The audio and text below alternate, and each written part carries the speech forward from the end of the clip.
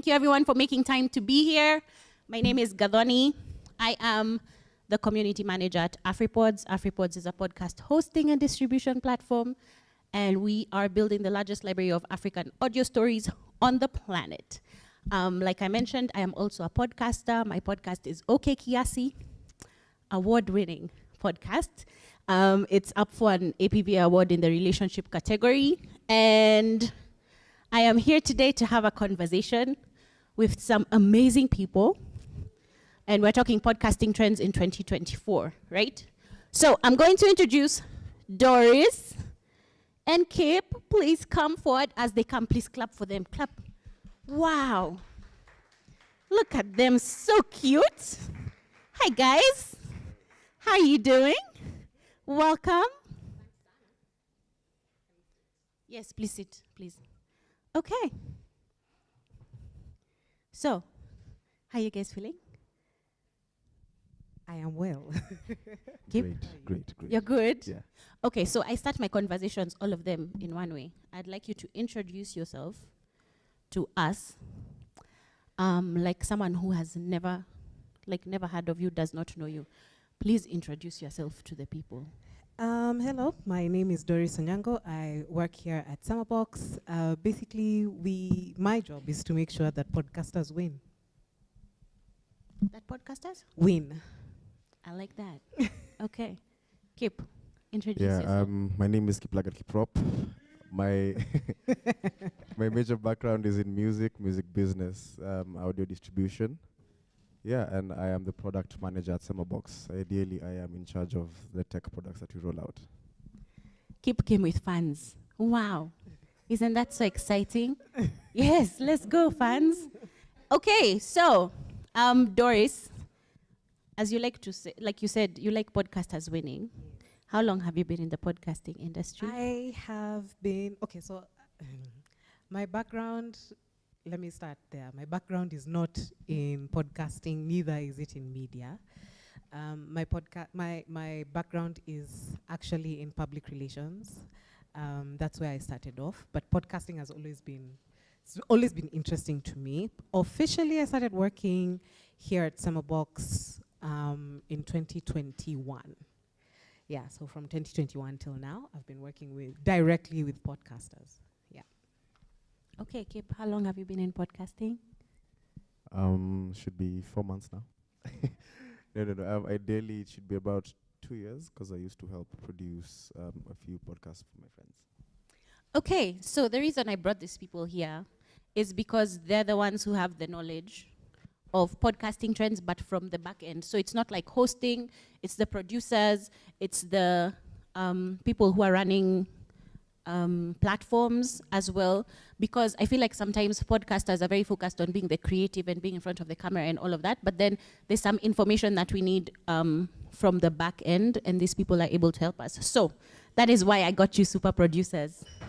Okay, so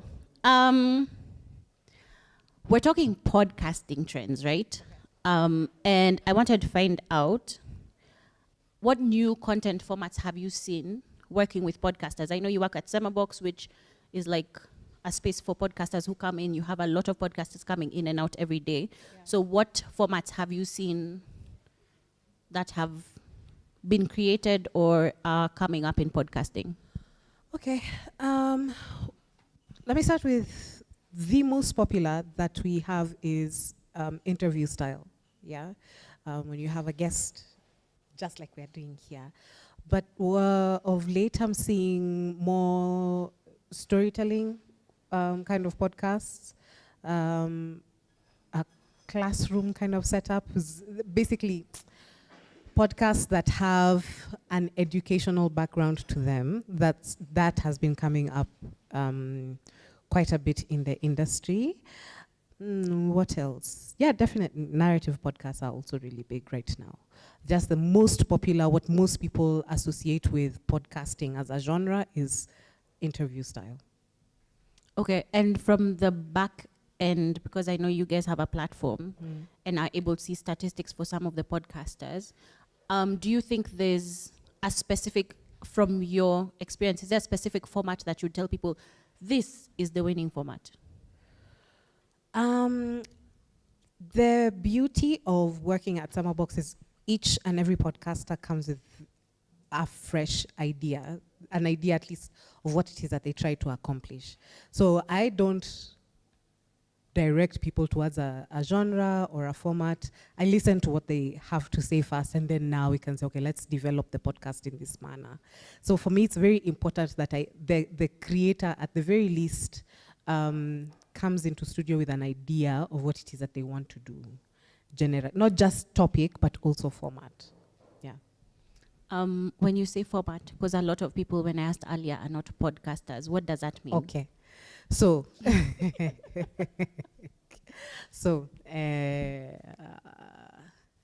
so true crime is a storytelling podcast, right? That's the format. Diary of a CEO, because that everybody wants Diary of a CEO. That's an interview style format. And then there are, it depends on what it is that you, basically the guys who come in and say, okay, I want to make a podcast like a radio show. And they are able to achieve that. There are people who want to integrate audio from events or live events that have happened and incorporate it in their podcast, and that's a different style, that a type of format. Yeah. Okay. I'm going to come to you because you're coming here as a representative of a distribution platform. So the first thing I'm going to ask you is, what is a distribution platform? And what do you think is the importance in podcasting? Yeah, so a distribution platform ideally is a DSP where people can access your content. So the greatest distribution platform we have right now is YouTube. So yeah, YouTube, Baraza Podcast, woo, shameless plug. The likes of Spotify, Apple Podcasts. Yeah, AfriPods, yeah, being one of our really good partners for Wazo. Yeah, second part of the question. What is the importance of distribution in podcasting? What do you think? Just getting your content out there. It doesn't matter how long or short it is, just try your best to put it in every single DSP or market that you can find, because you don't know who your next listener would be. You don't know where to find them. You might be popping in Jakarta. They might not understand Kiswahili, but they love the accent, you know. So you just put everything out there. Yeah. Okay, now from both of your perspectives as a platform and as a producer dealing directly with the podcasters, right? What are the most significant podcasting trends that you have seen recently that a lot of podcasters are getting into? And how do you feel they impact podcasting as an industry? Okay, for me, I can say language. More and more people are doing language in vernacular. At least here at SemaBOX, we have a Somali language podcast, we have a Kikuyu language podcast, we have a Luo language podcast, Swahili. So more people are moving away from English as English as a language, English as the primary mode, primary language that they're using in their podcast. So vernacular is coming really strong. Fun fact, let me just say, a couple of years ago, when we first started SemaBOX, there was a Somali language podcast that came in, and it was a really tiny podcast. We didn't know what the reach was. So we went home over Christmas and we came back in January, and it was the biggest Somali language podcast in the world. So it means, and the world being global north, because everybody's looking at the trends from there. So it means that the people who are abroad are looking for a way to connect with back home, and they connect with back home through language. They don't really want to hear English of the news all the time. They want to hear people who sound like me, who have experiences like me, who have thoughts like me, or new perspectives. So yes, so language is a big one.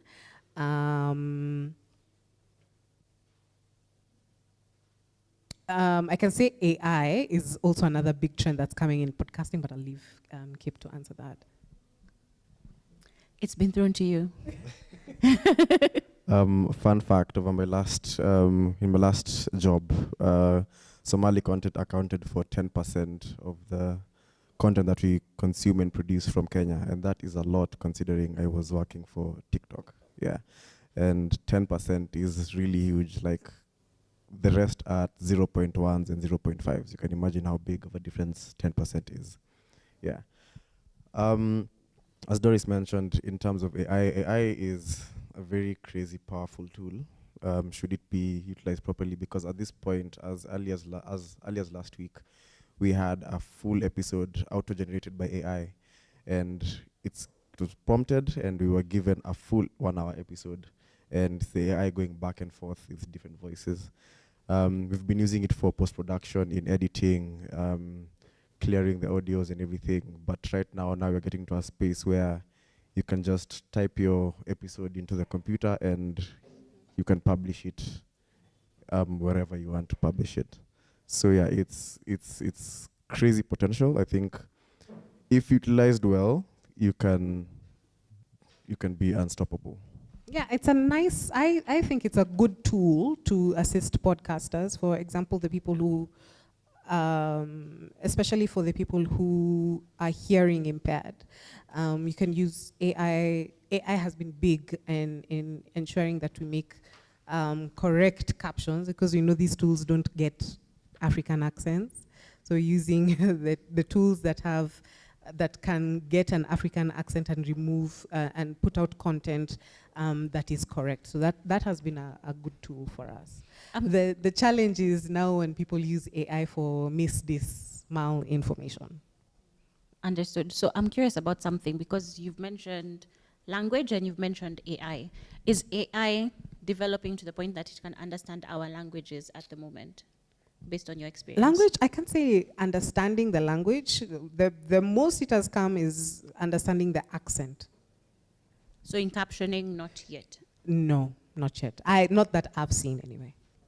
Okay, now I'm going to come to you because you passed over it, but from working at a place like TikTok, where AI is very heavy on social media, we know Meta is announcing things like now how you can be assisted to create everything using AI.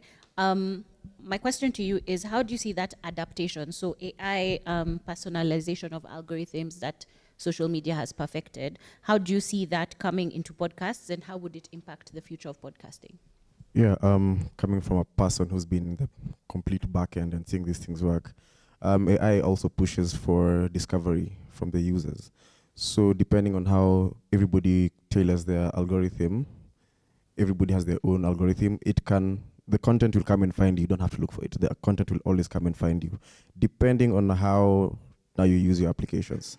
Let's say like Spotify, case in point, the DJ is going to curate a playlist for you, specifically for you. It'll be different for everybody else. Now, for a platform like TikTok, that's what it does, but on steroids. And yeah, you're going to be fed all these things throughout, and you're going to have like to build it up in like about 3 months. Then the next week, you'll be flooded with all this information. So AI actually just helps in mostly discovery, and if you know how to tap into it and how to optimize your content, you will reap maximum results. Okay, so how do you think, from now the perspective of having a platform, how do you feel like podcasting as an industry can integrate AI? Especially in discoverability, because I know that's a big issue we have in our industry. I feel like in discoverability, at times it's very hard, especially to build on that side, because machine learning, they usually say it's machine learning, but it's us feeding it what to show us. So as long as we know how to prompt these things, are we going to optimize it with hashtags? Are we going to optimize it with short form content, either audio, video, or both audio visual? It comes at a point where you just need to understand how best to utilize it. And from a platform point of view, it's going to be easier even for people to discover new podcasts, new genres, new styles of content, because we're not just looking into podcasts only, just more or less audio content. And we're looking just to feed that now to the masses. Okay. Equipment is the next thing I want to talk about. I see you guys have set up this amazing setup here. Let's go SemaBOX.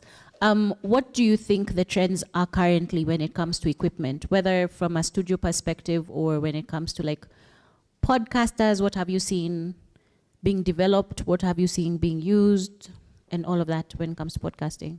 Okay, so professional podcast studios will use professional cameras. You will not see an individual holding a C100 to go and shoot their own content. There are those who do that, but most individual podcasters will use smaller cameras, will use more portable equipment. The thing that has come to see is the equipment is getting smaller and it's getting better. For example, for us to get the quality of the cameras that we're having right now, 10 years ago, the cameras would have been really, really massive. And even right now, the trends are, the cameras are becoming much, much more smaller. Even the equipment that people are using for audio, for collecting audio, they're becoming smaller and they're becoming more discreet. It's a good thing or a bad thing, I don't know. More companies are creating equipment to tailor just to a podcaster, not a broadcaster, or people who make professional videos. I know just recently, Rode came out with a recording device specifically for we call it switching videos, and they're very really portable pieces of kit that you can use. So even the companies are seeing where the requests of what podcasters want. They want to be on the go. They want it to be easy to use, and it shouldn't have too many buttons, let me say, that I have to really read through a manual before I can get it. That's what I can see. It's just they're listening to their market, which is usually creators in the global north. They're not necessarily listening to African creators, probably because we're not there yet. Things that are battery powered would be great for us, for example. But very few equipment makers are doing that kind of content, getting that kind of feedback from their clients and implementing that. Yeah. Okay. You work not only with SemaBOX, but you're the head of Dada Incubator as well. Yes. In the perspective of working from both of the companies, what role do you think diversity plays in setting up trends in podcasting, if anything? I mean, diversity is important because, let me rephrase that. Content usually has been force-fed to us. So they're making content which is great, but doesn't necessarily reflect where we are at. Doesn't reflect our reality. Doesn't reflect our lifestyles either. It's like when you're watching those movies and then they have that Mexico filter for Africa, that yellow filter. And we're like, guys, come on. So it's important. It's important for creators in the Global South, because I'm really passionate about Global South creators, to make content that is just for them. We don't necessarily have to chat the podcast chats, but the audience that it reaches, it really does make a huge impact. And where we go, we have noticed where Global South goes, the Global North follows. That's what I've seen. That were the trendsetters? Yes. Do you have an example? In terms of podcasting, yeah, now creators are not really bothered in making, for me, like they're not really bothered in the Western gaze. Like, I'm going to make a podcast. If people in the Americas get it, great. If they don't, they don't. And we are okay with that. I think for me, that's the best thing. Amazing. Kip, when it comes to diversity on the platform side, how do we encourage it? How do we help it with discoverability? What is it that platforms are doing to help with diversity? The good thing about diversity is that it comes with its own market. So you might find the super marginalized have their own market, their own fans and everything. So it's very easy to push towards that. The problem comes in now, trying now to sell that into other markets. Because ideally, like the Somali podcast would not do well in Kenya as much. Okay, rather in Nairobi, in our listenership in Nairobi, but it would do so well in some parts of Nairobi, do so well in some parts of Nakuru, some parts of Mombasa, but not the whole shebang. And it would be easier for us to sell it even abroad than it is locally. And yeah, so diversity helps a lot in actually powering through into different markets and trying to understand now people's what are they called? Consumer habits. Okay, you mentioned consumers' habits. You talked about getting people to sell to and all of that. And I think an important thing that we have to consider when it comes to podcasts is audience. So what are the trends that you think podcasters should be looking into when it comes to engaging their audiences and creating community? Imagine WhatsApp is a very powerful tool. WhatsApp is a very, very powerful tool. Please, that status option that we have, we need to use it as a marketing tool. I advise every single creator who comes through. Who comes through? Do you have a short snippet of your podcast? Please use it as a marketing. Please use it as a status and put the link below there to drive people to your podcast. Because the people who listen to your podcast are not strangers, they're your friends and your family. So the more they have visibility on that, please just use that. And I've seen one of my creators who has been using that really well, and he's doing great. I'm really proud of him for that. But also, if you have a little bit of budget, I know Kip and I always talk about this. If you have a little bit of budget, please do some online marketing. Please put some ads on social media, put some ads on YouTube. I do have an example of a podcast that we've been working on for many months. I know some of my colleagues, anytime I mention that podcast, they're like, we're still doing that podcast, are we still editing it?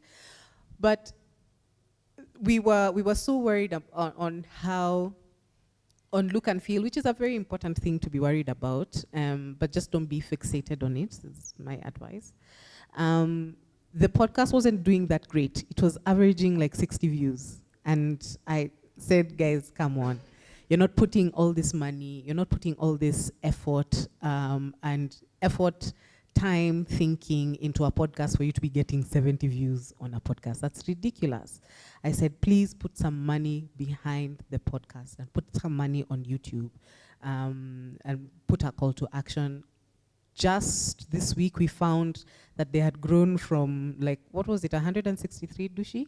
Yeah, 163 followers to 2,000 because of a 2,500 bob ad. Imagine that.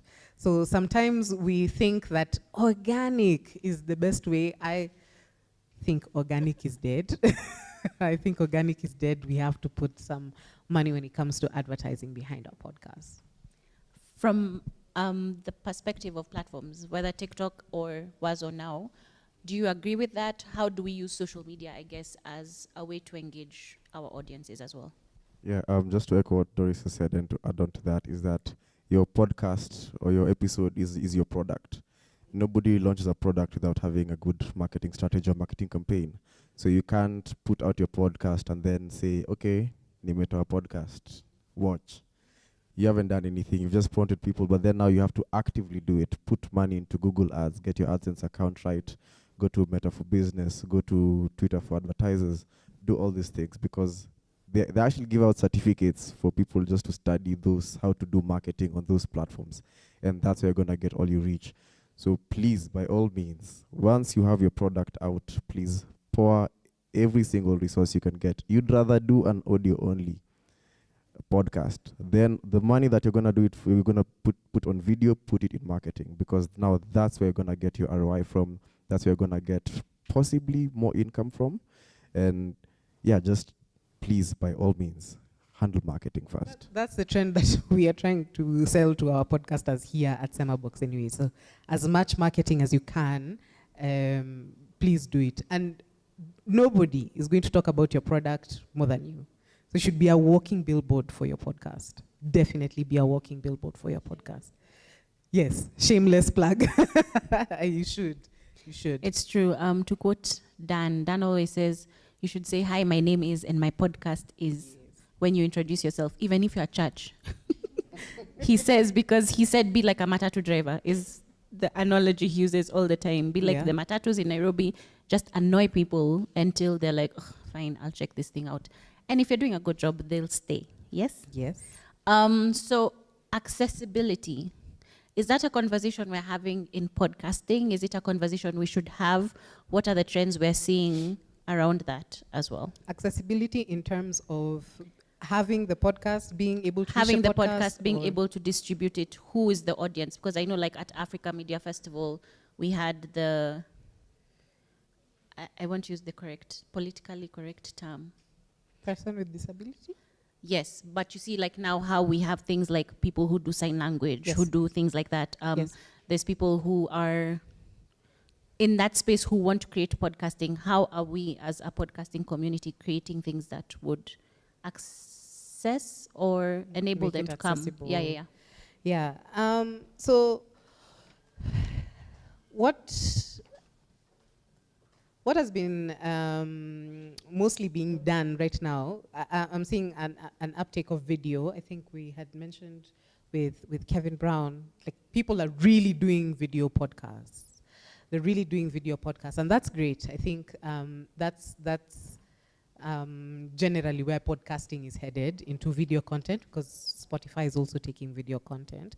But also don't forget that you have a hearing-only audience that would like to listen to your stuff, and not necessarily, yes, they can watch, but there's a limitation. So there's a limitation that they have, and it would be great if we could cater to them. I do know we had a request of the people of, again, trying to be politically correct, people who are hearing impaired. They wanted to do they wanted content for them, and we're like, wow, this is a great challenge. How are we able to do this kind of content? How are we able to make content for them? It still is a challenge. I haven't found an answer to that, but captions, definitely. If you're having them on your YouTube platform or on a Spotify platform, please, if you can put captions, please put captions on your podcast. In terms of accessibility to the product itself, I keep on saying that everybody can access, at least if you have a smartphone, you can access a podcast because of YouTube. Every phone comes with YouTube, and YouTube are clever. They know that now. That's why they decided to give RSS, make a podcasting platform for themselves. So it's really becoming more prevalent. The only challenge is data is still expensive. So what ways can we make people access podcasts that we don't necessarily have to use a lot of data? There are people who are making content in very innovative ways. Someone in South Africa was making a 5-minute only podcast available on WhatsApp. And that's how they distribute their podcast. So just looking at different ways, more innovative ways. I won't say that I have all the answers, because I'm still learning every day. So whatever else can we exploit so that we can make the podcast accessible and at a reasonable price?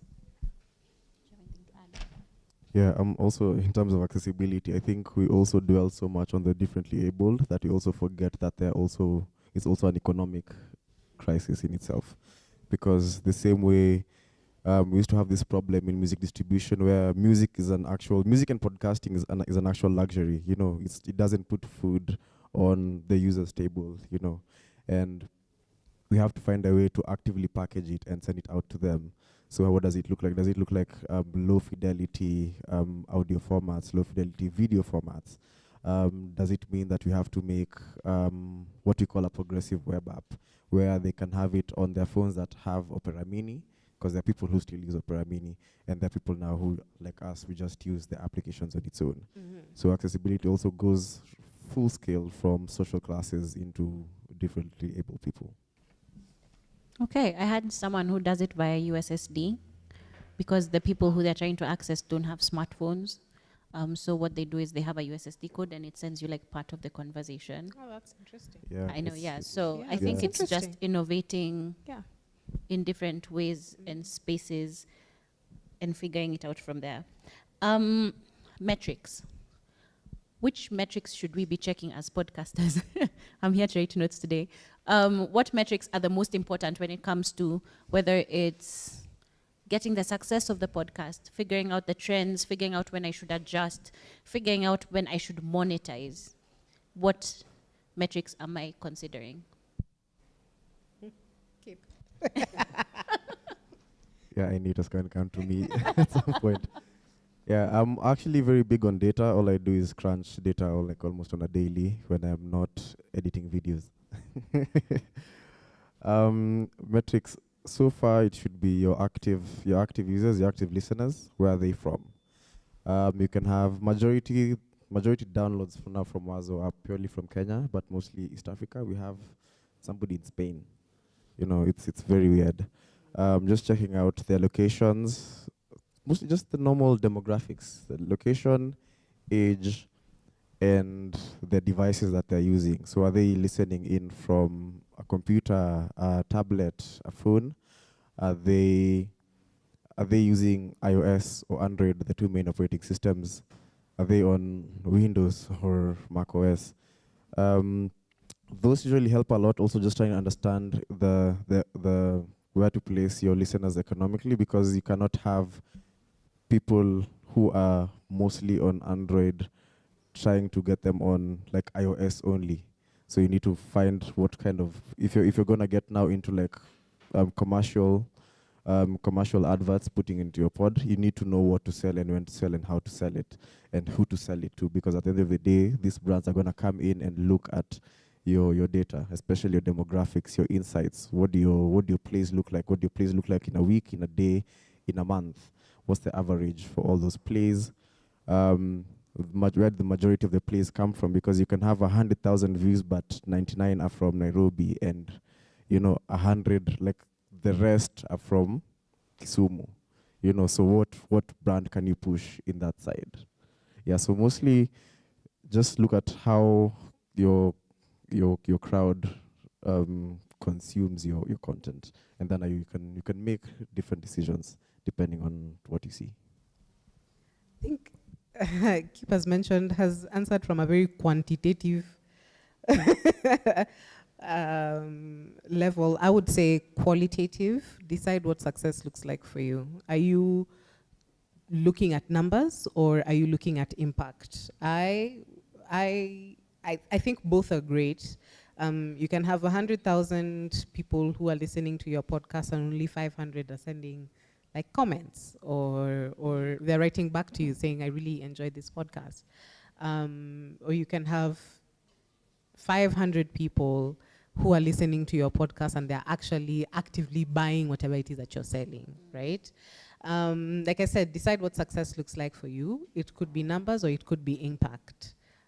So whatever it is, the decision that you make, just be clear that this is the route that I'm trying to take. Yeah. Okay. When it comes to distribution, We've mentioned YouTube, we've mentioned Wazo, AfriPods, and all of this. What are the challenges that you feel are in the podcasting space towards distribution or around distribution? Podcasters are not doing their homework. We are not keeping up with what's happening in the industry. We are going where the biggest numbers are, but sometimes smaller platforms can offer you more value. So if you put your podcast in the sea that is Spotify, if you check the rankings for Spotify, who is usually number one in Kenya? Joel Osteen. Joel Osteen, yeah. Joel Osteen is the one who's number one in Yeah. Kenya. Yeah. So you can imagine, I have my little podcast with my 1,000 people. Where can I place my content so that they can I can be best discovered?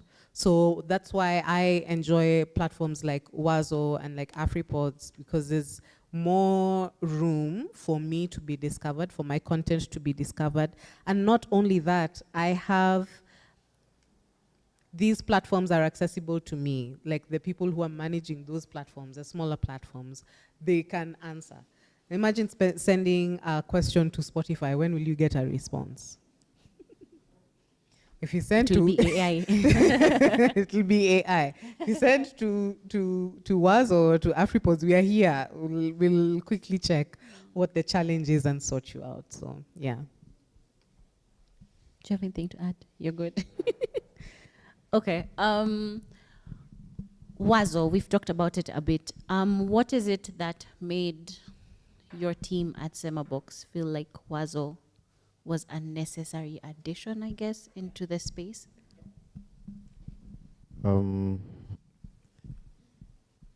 Basic, let me use marketing language. We want to own our narrative. In a nutshell. It came from a point where we're producing all this amazing podcasts and everything, but like Doris said, we are putting them in a sea of, Spotify, YouTube, Apple Podcasts, Google Podcasts. Yeah, number one, Joel Osteen, number two, Joe Rogan. And that goes from South Africa, Nigeria, Kenya. Everywhere you'll find your top 10 charts in podcasts will always come from the US, unfortunately. And just because Spotify is platforming those. Yeah. And we're coming to a place where now we're pushing more for our own discoverability, for our own stories to be heard. And, like the only Somali podcast that we have, the biggest one in the world, is on Wazo, and it's not reflected anywhere on Spotify or, that's a statistic most of us have come to learn today, right now. And we want to own that space and create for African creators.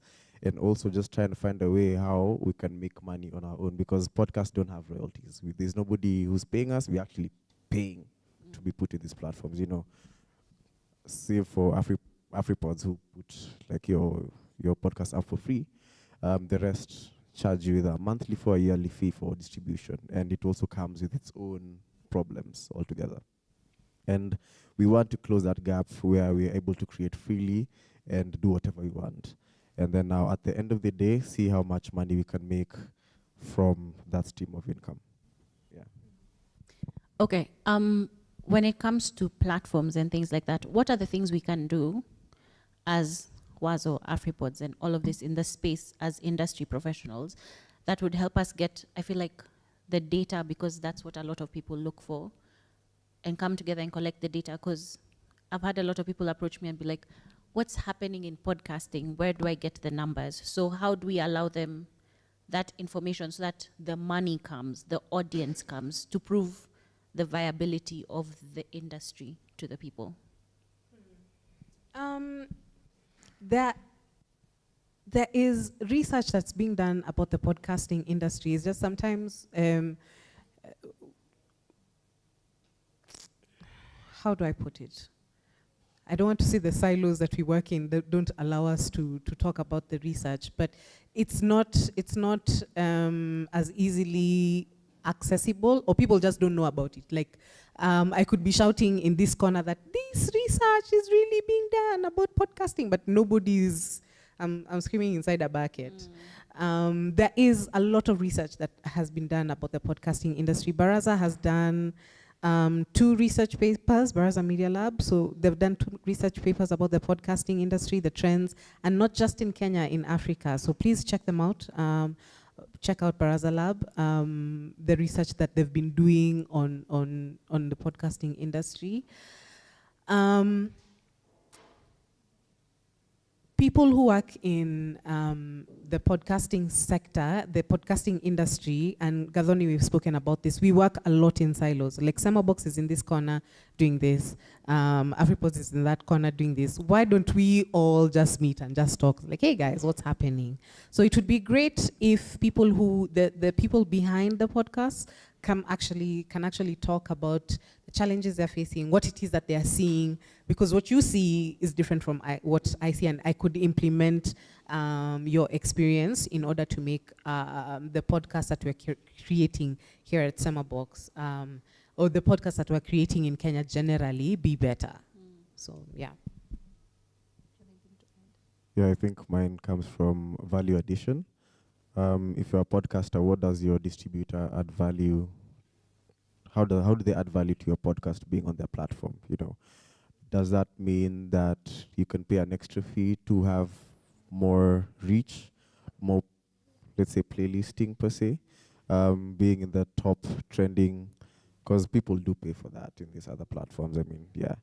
So what does that look like? What can your distributor do for you? Because you're with a distributor for a reason, not just to get your podcast out there. I mean, that's the bare minimum. You can do that on your own. What does it mean to be tied to a distributor? What does that mean? Also financial, what's the financial implication? Because if you're going to pay like a monthly or yearly fee, is your podcast earning you back that money, or are you paying it out of pocket? And you're still paying for production. So it's a point of value addition. Okay. The future of podcasting in Kenya. What should podcasters prepare for in the future based on the things you have seen for the amount of time you've been in the space, producing or otherwise? What are the things you think they should prep for? That's a good question. So, the barrier to entry has been lowered in the podcasting industry. But sometimes when you talk about barrier to entry, we really, I've realized that we really speak from a very Nairobi-centric perspective. So most of the podcasts that are actually being made, yes, they are from Nairobi. Anyway, barrier to entry is being lowered. So please, Kenyan podcasters, be prepared for people from other regions in Kenya making very, very, very good podcasts. So I think we've seen, I saw that last year from one of the award-winning podcasts came from Kisumu. Yeah, Unspoken. Yeah, came from Kisumu. So just be prepared. They're coming for our bread, as Nairobi people. Please make sure that, I think the podcasts that we make have to be not only relatable to us here in Nairobi, but relatable to the people in Mombasa. So make sure people don't necessarily want a podcast that is just centered on one perspective or one region. So find a way to incorporate as many different voices and many different perspectives. The other thing that I'm coming to see in the podcasting industry is niche. People are niching down in their podcasts. So not every podcast has to be a lifestyle podcast. Not every podcast has to be a relationship or a friendship podcast. This year, I had the privilege of being a judge at the International Women's Podcasting Awards. And that gave me great insight because people are making podcasts on anything. Guys, there's a podcast on fermentation. There's a podcast on fermentation. What is stopping you from making your GIS podcast? What exactly is stopping you from making your podcast on Makeup. There is actually a podcast on makeup. There is a podcast on makeup that is being done here in Nairobi. So what's stopping you from niching down? Nothing should stop you, yeah. Do you have anything to add? In the famous words of Richard Estanjao, video is king. We are moving to a place where everybody is turning into video, and every platform now is trying to support video formats, short form or long form video formats. If you have the ability to, please turn into video. Yeah, I think, yeah, and also, yeah, like she's saying, a niche. Like, there was a song, it was recently removed, I learned. It was called The Ballad of Richard Nixon. It was a 6-second clip of silence, and it was moving. So there's a niche for even silence. There's something for everyone. Okay, I'm going to ask one question, and then I'll come to you guys for any questions you might have. But before my last question, when you say video is king, right? In the audience that we have on the continent, with the accessibility issues when it comes to data, when it comes to all of these things, is it necessary to do it? Do we do it as a perspective from have your episode fully on video and audio? Should you only do it to take advantage of social media? Or what does that look like? Because a lot of times when we say video is king, a lot of people will be like, I'll wait until I can do both before I start. But is there a limitation when it comes to who my audience is, who I'm serving? Because again, like you mentioned, we're trying to get our local audience. What does that look like? Of a different opinion from Kip. Because at least in my circles, audio is still king when it comes to podcasting. But the thing I've seen is just the audio diehards are also making the audios into MP4 so that they can upload it on YouTube, just to take advantage of that section. There is a podcast that we work on that uploads both the video version and the audio version on YouTube, and just fight for our lives there. Yeah, I am waiting to be proven wrong by Kip. So for me, audio is still king. Okay, I guess we wait and see. So for a podcaster who's just starting out, what key advice would you give them to evolving their podcast in the current space it is, and based on the growth you foresee in the future? For just repeat that for a podcaster who's starting out, okay, what advice would you give them? Thank you. Okay. To thrive in this current industry and the growth that you foresee. My first advice to a new podcaster, anyone who's just entering the industry, has been consistent from 2021. Start where you are with what you have. If what you have is your phone, please use that. And there's so many audio recording apps that you can use. For example,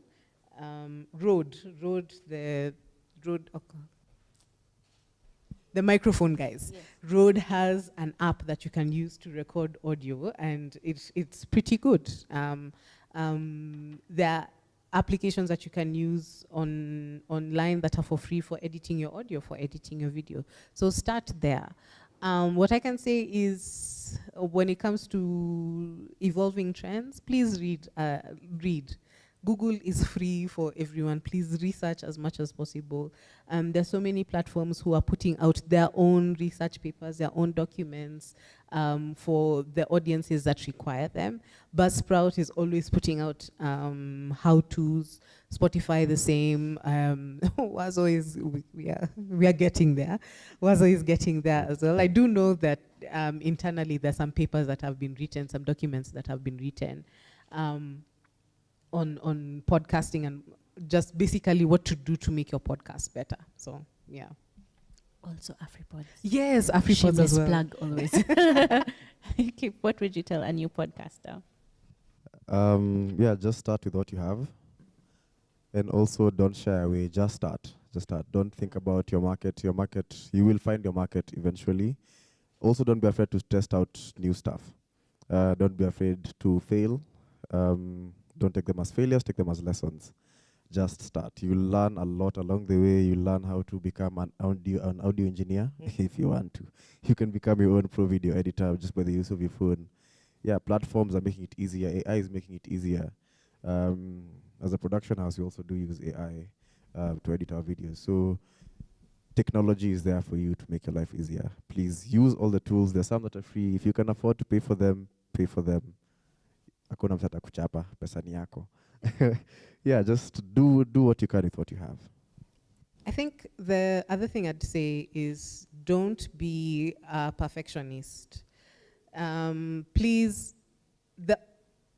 just grow with your audience. And the audience really enjoys growing with you and seeing your improvement and you evolving as a creator. What I do know is, what I've seen is, especially brand new creators, say that they're so fixated on, this is going to be the title of my podcast, and you can't stop me, and you can't do this, you can't move, I'm not moving. This is my hard and fast position. No, please, you're not a tree. Just change, evolve, grow with, and experiment. Just do new things before now you find your niche. So yeah. Okay, I'm coming to the audience. If you have questions, please raise your hand. As we wait for questions from the audience, how do we get on Wazo? Oh, great stuff. You can send your RSS link to wazo@semabox.net, or you can download the app available on both iOS and Android. On the search bar, there's a place where you can load your podcast via RSS directly. If it has an issue, please email us on wazo@semabox.net, and I will be the one to reply to your email. Yeah. Guys, wow, it's not AI, it's Kip. But we are only emailing for Wazo. If you want to email for something else, Monica, Kando, okay? Yes? Please, yangu ni Wazo tu. Excellent. Do we have any questions from the audience? Any questions? Any questions? No questions from the audience. We're sure? No questions? Going once? Oh, okay. Hi, Adongo.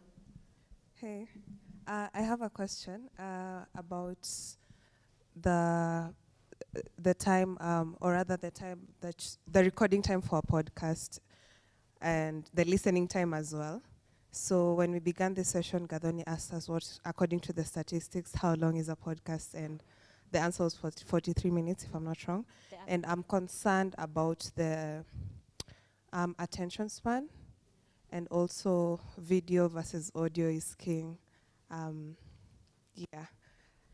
I would say make your podcast the length of an average Nairobi commute, which is about 40 minutes. So if you really want, if you're really not hard and fast, if you're looking for an average time, which is about 40 minutes, because when people see just the length of anything, they see 40, 30 minutes, they're like, okay, yeah, I can listen to that, that's no problem. I have 30 minutes of my time to give. Some people might not have an hour and a half of their time to give, or an hour, 10 minutes of their time. And I say that because once you drop off that episode, you never go back to it. Very few people actually go back to that, the very long episode. So now you'll see someone has made an hour-long podcast. The drop-off usually is around 20 minutes. Different opinion. I think create your podcast.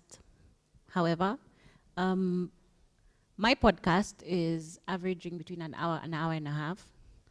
I don't know why people listen, but they do. So we have people who drop off and come back. The feedback we get is, it was too heavy. Okay, also it's a heavy podcast. So it's just like, they're just like, I got annoyed and I walked away. But they come back, or they listen to it in 20 minutes, the 40 minutes, and then in 3 days they come back for the rest of it. So I think it's back to what Doris was talking about, formatting. If you create a format that makes people want to keep coming back, or how you've built the storyline, I think you can do it from 5 minutes for WhatsApp, 20 minutes for whatever else, up to some podcasts are 3 hours. Why? I don't know, but people listen. So it's absolutely up to you, your niche, and all of those things I think will determine it for you. Cool. Any other question? There's a question right there at the back. And one. Oh, and at the one front here. at the front.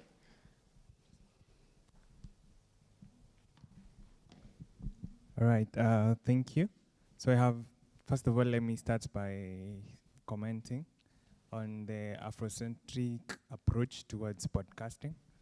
So my question would be, now that we want to empower young African podcasters, do we perhaps have any courses in line with that is for AfriPods and Wazo, or are we planning to have them in future if we don't have already?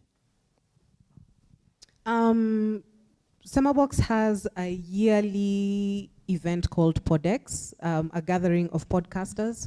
The last PodX we did, we had trainers from Google, we had speakers from Google, we had, I keep forgetting the name.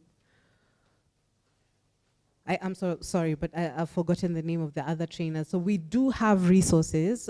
Please check out our social media pages because we do have sessions that are ongoing. I do know that AfriPods has many panels that speak directly to creators. So if you follow our pages, you'll be able to get a ton of resources. Yeah. Yeah, 100%. And Baraza also, because they do things With PRX. around creatives and With things like that. So PRX, if you yeah. follow Baraza AfriPods, Media Lab. SemaBOX, Baraza, you'll get the information. Check out AfriPod's YouTube channel as well. We have a lot of panels we've done probably over 4 years with different industry professionals. We have these events. Every month. This is the 4th one we're having. We have another one in November. October, we have something online for branding as well. So if you're thinking about branding around your podcast as well, you'll be able to find that out. But the way to find out is by following us. Because like now, PodX is happening on 30th Yes. September. So if you follow SemaBOX, you're able to come for the PodX that's in a couple of days. And again, it's a space for you to be able to learn. Okay, another question? There's a question right here. Oh, right there.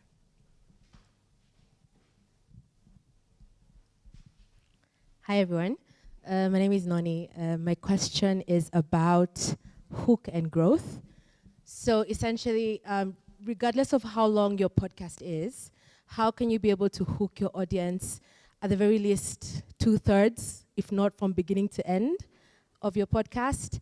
And then my second question is, most of the popular podcasts in Nairobi or in Kenya are hosted by people who already had a popular personality and then shifted to podcasting. So someone who's starting off as a podcaster, how can we grow? I know Kip, you mentioned marketing, but is that the only way that we can grow as podcasters? So yeah. I don't know how to answer and say no, yes politely that marketing is the only way. Because at the end of the day, you're the one who has to sell yourself. And also I find that some podcasters don't have structure to their podcast, so they end up veering off or they digress and their podcast just has no complete structure. If you can sit down and just structure your podcast into this what you're talking about, at this minute we're going to this section, like that. I used to find that working for one of the podcasts I used to work on. Shout out Surviving Nairobi. Woo. And yeah, so it's just ideally also look at buzzwords. You know, like just Google what crazy buzzwords are going on. Right now there's a frenzy for AI and Gen Z and all that nonsense. That can be your first hook, line and sinker. You know, it will be your bait first thing. Also just checking out what's trending in the podcast world. What's also popping in social circles, you know, in entertainment, in fashion, lifestyle. That can also really help because you're looking at garnering new listeners and also like retaining your old OG listeners. So just it's a lot of research. So yes, marketing is the only way you can get your people hooked. Also, I'd say that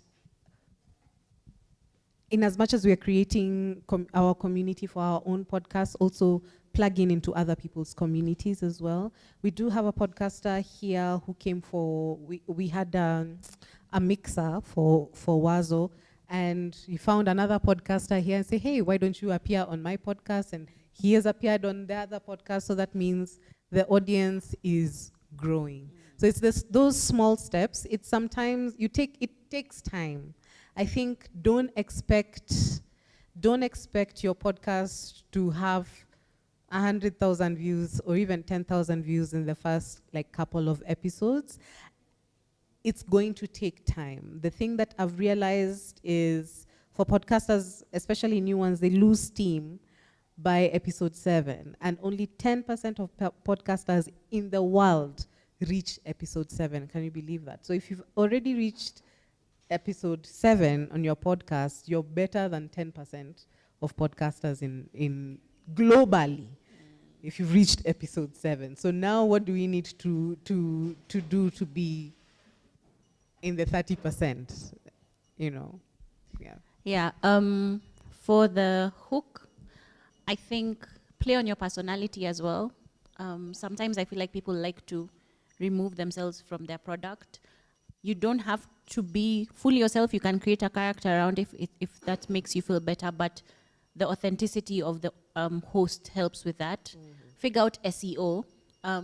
What are you putting as your description? What are you putting as your topic? What are you doing as all of this? Because then when people are searching on all of these platforms that you're but a little smidget, if you've used the right words, then you end up being at the top of these things. For the celebrity thing, I think you might be getting lied to. The thing about podcasting is I feel like a lot of people don't share the numbers. It's just a thing in the industry. So you might think because they're loud, they have the most numbers. But do they? It's not necessarily factual, right? You might be able to see the numbers on, let's say YouTube or whatever it is, but at our last event, we had Selam and Hello. She only has 700 subscribers, I think, on YouTube. She's making money. She has been signed with. So that theory is, we can't prove it. So don't worry about celebrity. They have numbers. They might have the numbers on Instagram, but the truth is, if you check about from the industry side, a lot of times it doesn't translate. If you're a musician coming into podcasting, people like your music. They're not coming to your podcast. We don't hear you talk, sing, They're not interested. So it doesn't always translate into, it happened with Kina Hari and all these people. We're like, wow, they got married. They started a podcast. People were like, well, boohoo, we don't care, So not always. So don't get intimidated by that. And like Doris said, the numbers, if you put perspective on them, if you think about 100 people in a room and 100 listeners, having 100 listeners is a big deal. Yeah. So just maybe a bit of perspective. I think, Noni, what I'd say is who exactly is listening to your podcast? So I'll give an example, and my examples, I never give names. There is a podcast here, I promise, does not have 500 listens per episode. But that guy has been able to, they have been able to get an advertiser for their podcast, and not just an advertiser, an international advertiser who's paying them in dollars. So this person is making over $700 per episode. So who exactly is listening to the podcast? You can have the numbers, but you don't have the impact, and you also don't have the money. So what does, in that instance, what does success look like to you? Okay, any other questions? No? Oh, there's one right there. Hi. Hi, my name is Brenda. I have a question for maybe a new podcaster. How do you start on monetization of your podcast? Okay, I know it's a bit far-fetched, but I feel like when someone who's new in podcasting doesn't really have the know-how on how to start monetization of the work or the podcast.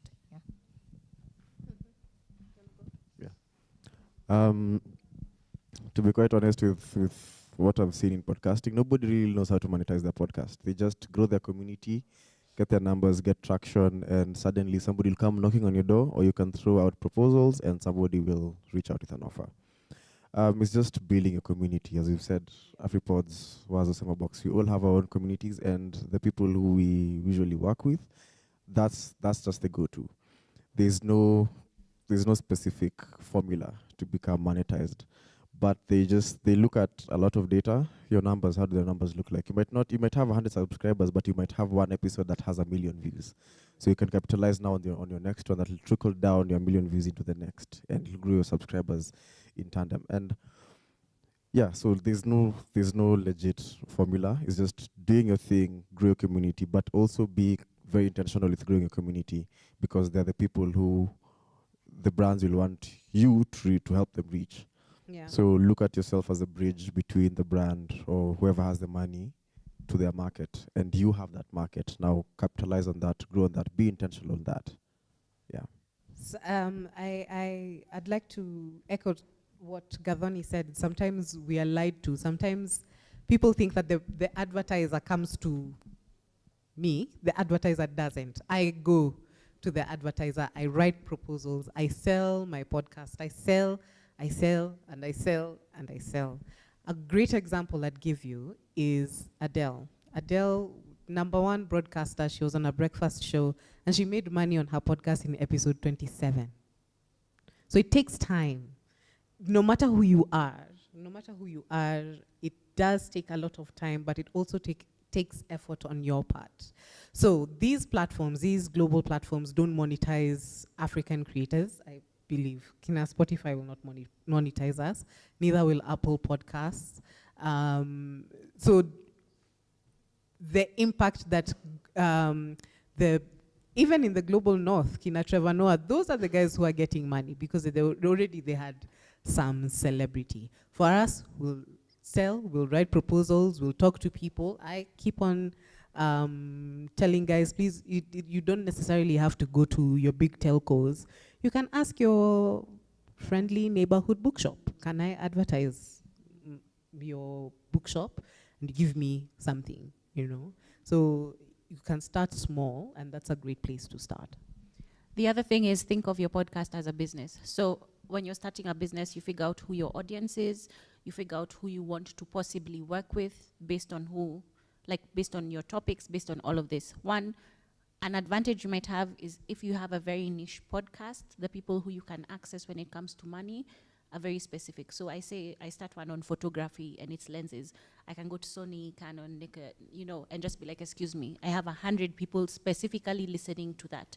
That is of more value than the person with 100,000 who are just talking to their friend about vibes, Understanding the marketplace. So if you're doing things like on impact and things like that, are there people who are specifically giving money in impact?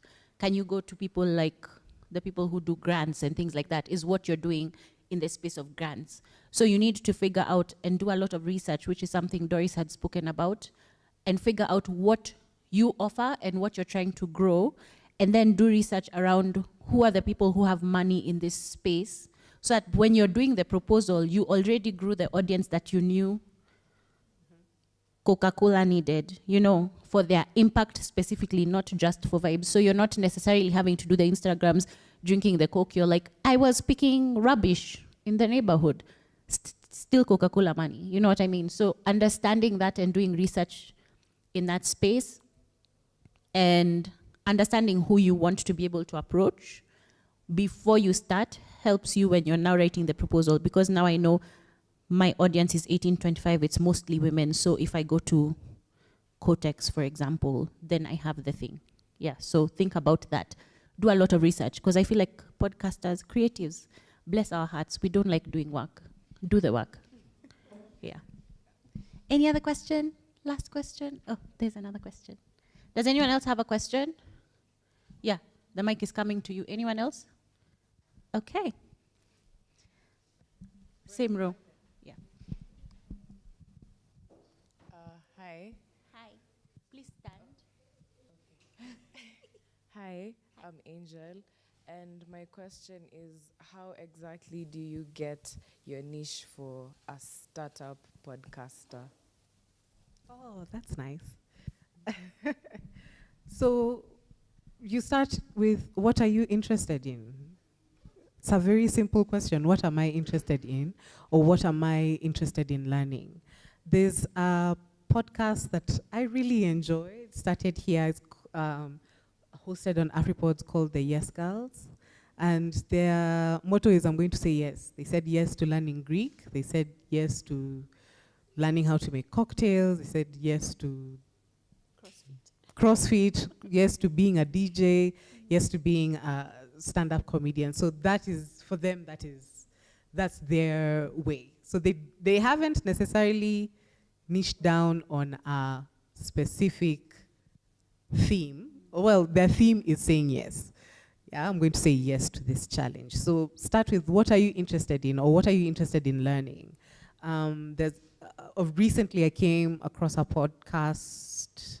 I'm just plugging podcasts here. It's called Two Nilots and a Pod. So it's a Luo guy who's teaching a lady, I don't think who is Luo, about what happens in the Luo community. So that could be, that's a great way of finding their niche. Yeah. So just start with, what am I interested in? Is it science-y stuff? Is it tech? Is it, art? Whatever it is. Yeah. You can start a podcast by learning, and if you fail, it's okay. Peter Ndwati says, fail early and fail often. Then you know where your success actually lies. Perfect. Yeah. And how long do you want to talk about it? What you like? Yeah. That will determine the type of podcast you do. So thank you, everybody, for being here. On the screens, there will be a QR code. Please scan it. I would like to have a bit of information about your field for the event. The screens will have a QR code. Please tell us where we can find you and everything that you represent. You can find, so I'll start with SemaBOX. You can find SemaBOX everywhere. Instagram, Facebook? Facebook? No. Yes. SemaBOX Africa. So Instagram, Facebook, Twitter, LinkedIn. We are everywhere. We also have our own podcast. It's called The Social Newsroom. So please follow us there. You'll find out a lot of information about us, and TikTok as well. TikTok as well. I am Doris Onyango on all platforms. So, yeah. Thank you, Kip. Where do we find you? You can find Wazo on Wazo App Live on Twitter and Wazo Podcast on Instagram. Like the new age tech that we are not on Facebook. Sorry for old tech guys. Said, are you millennials? I am a millennial, by the way. Yeah. You can find me plug at Kiprop. Username is at KPLG4T on all socials. Yeah. Okay, and I have been your host, Gathoni. Please follow AfriPods on all social media platforms. We are on Facebook also. But yeah, Facebook, Instagram, X, TikTok, LinkedIn, AfriPods. You can find my podcast, because I've been told to be shameless. My award-nominated podcast. Okay Kiasi on all social media platforms. That's OKAYKIASI. And I am podcasting in Africa, my personal profile on Can I all. plug one more thing? Sure. Sorry. So SemaBOX does run an incubation program. Kindly send us, we have it on our website, but you can also send us a proposal for your podcast. And then we'll review it and we'll see if we'll be able to pick up your podcast. Incubation normally for SemaBOX, it means that we take up all the production costs of your podcast. So please write for us a proposal, share it. We'll be happy to hear from you guys. We do not take other people's ideas. Don't take other people's ideas, so you don't have to worry about that. So yeah. Where do we send the hello@semabox.net or on Wazo. on a Wazo Wazo, at SemaBOX. Wazo at SemaBOX.net, and it also it's on our website as well. So please just Yeah, on our check. website, it's written Launchpod. However, we are going to rebrand. However, it's still the same thing. Yeah. Awesome. Kadhani, Podcasting in Africa, thank you for being here. Please don't forget to scan the QR codes. Special thank you to Baraza Media Lab for being our awesome host. Thank you very much. We couldn't do this without you. Thank you to SemaBOX for the live recordings, looking good, the lights, everything. Thank you very much for that. And AfriPods for creating the platform. Check out afripods.africa if you want to add your podcast. Like we have mentioned, free hosting for life. Make sure you add your podcast. Thank you, everyone. Have a good night.